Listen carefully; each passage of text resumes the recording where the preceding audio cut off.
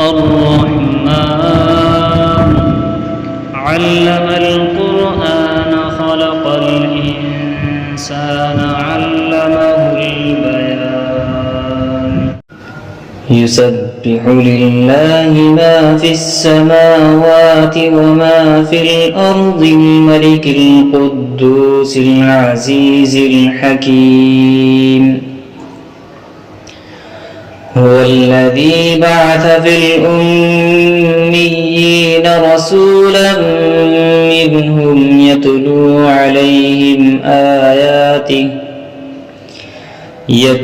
عليهم آياته ويزكيهم ويعلمهم الكتاب والحكمة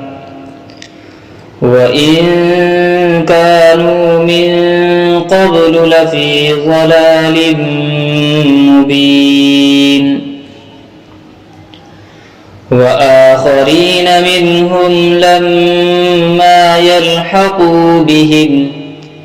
وهو العزيز الحكيم ذلك فضل الله يؤتيه من يشاء والله ذو الفضل العظيم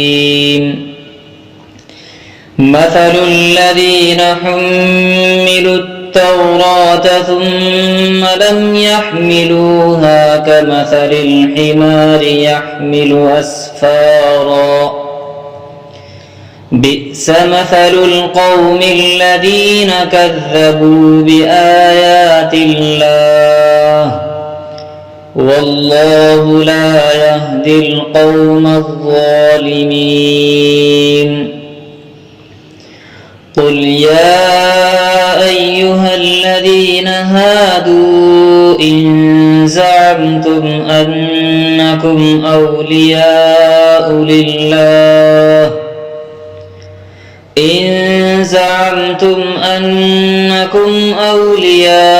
لله من دون الناس فتمنوا الموت إن كنتم صادقين ولا يتمنونه أبدا بما قدمت أيديهم والله عليم بالظالمين قل إن الموت الذي تفرون منه فإنه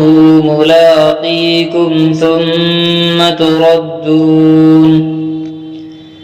ثم تردون إلى عالم الغيب والشهادة فينبئكم بما كنتم تعملون يا أيها الذين آمنوا إذا نودي للصلاة من يوم الجمعة فاسعوا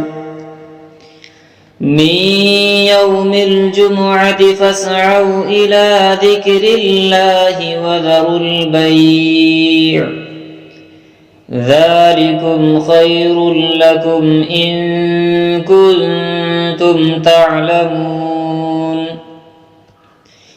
فإذا قضيت الصلاة فانتشروا في الأرض وابتغوا من فضل